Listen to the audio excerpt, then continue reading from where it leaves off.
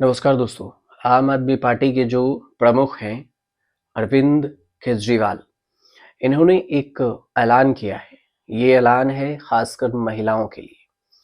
उन्होंने जो स्कीम की बात की है, इस स्कीम के तहत महिलाओं को, दिल्ली की जो महिलाएं हैं, उन्हें 1,000 रुपये की मासिक सहायता मुख्यमंत्री महिला सम्मान योजना के तहत शुरू करने की घोषणा की।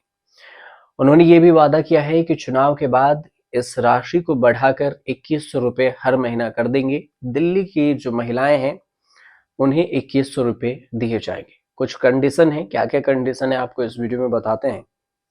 इस योजना का उद्देश्य है महिलाओं के आर्थिक सशक्तिकरण को बढ़ावा देना। हालांकि केजरीवाल ने स्पष्ट किया है कि चुनाव जल्द ही घोषित होने की संभावना है और इसलिए चुनाव के बाद ही लाभार्थियों के खातों में पैसा जमा किया जा सकेगा।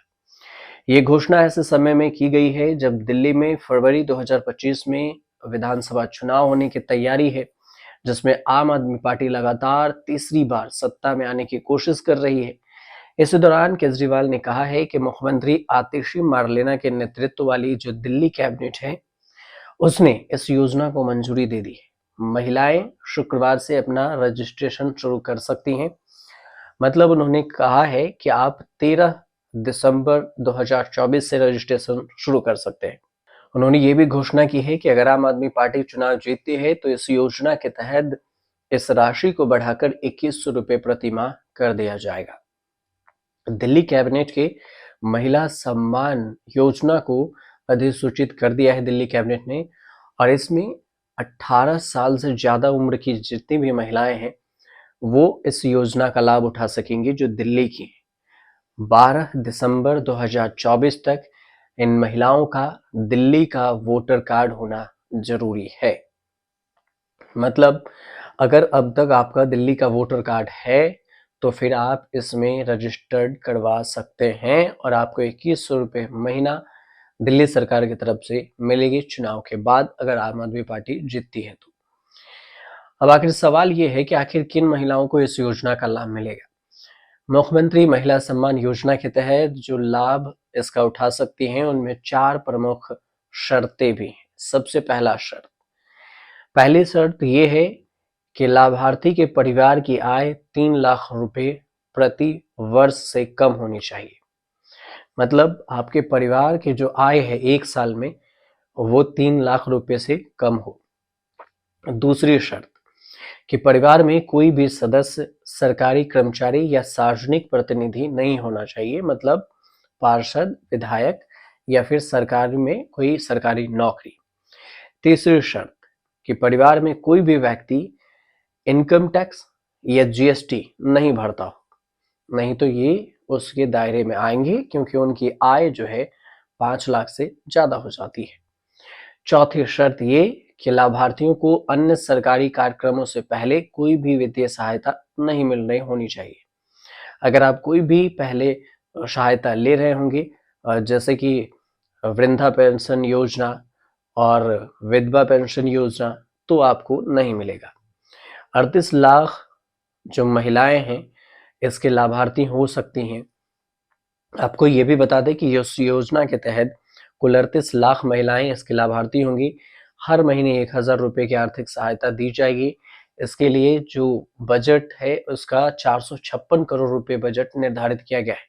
ये योजना दिल्ली सरकार के उन प्रयासों से है जिसके माध्यम से महिलाओं को वित्तीय आदान प्रदान का समर्थन दिया जा सके और उनकी आर्थिक स्थिति को सुदृढ़ किया जा सके।